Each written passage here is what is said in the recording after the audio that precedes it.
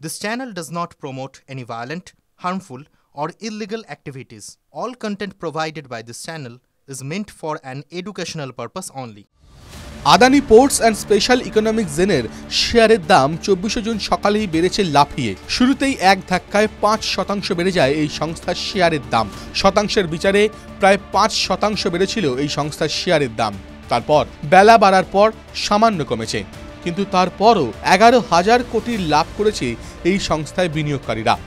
Iran ইসরায়েলের সংঘাতের সময় এই সংস্থার শেয়ারের দাম প্রায় 9% পড়েছিল, আর যুদ্ধবিরতি ঘোষণা হতেই সংস্থার শেয়ারে একটা দারুণ উত্থান দেখা গিয়েছে।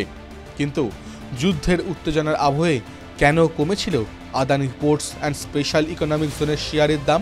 আদানি পোর্টস 2023 সালে $1.18 বিলিয়ন ইসরায়েলের হাইফা বন্দর কিনে নিয়েছিল, আর এদিকে ইরান সেই হাইফা বন্দরের কাছাকাছি অবস্থিত একটি তেল শোধনাগারকে টার্গেট করে হামলা চালায়, আর তা থেকেই বিনিয়োগকারীদের মধ্যে একটি চাঞ্চল্য দেখা যায়।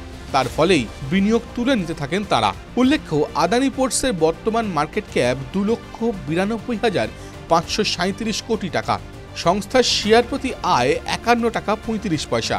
পিই রেশিও 26.37, যা ইন্ডাস্ট্রি পির প্রায় কাছাকাছি। কোথাও বিনিয়োগ করতে চাইলে সেই বিষয়ে যথাযথ তথ্য অনুসন্ধান ও বিশ্লেষণ করুন। এই ভিডিও শুধুমাত্র শিক্ষাগত উদ্দেশ্যে। টিভি9 বাংলা বিনিয়োগের কোনো উপদেশ দেয় না। যে কোনো বিনিয়োগই বাজারগত ঝুঁকি সাপেক্ষ, তাই বিনিয়োগের আগে সমস্ত নথি সাবধানে পড়ে নেবেন, তারপর বিনিয়োগের সিদ্ধান্ত নেবেন। টিভি9 বাংলা ডিজিটাল।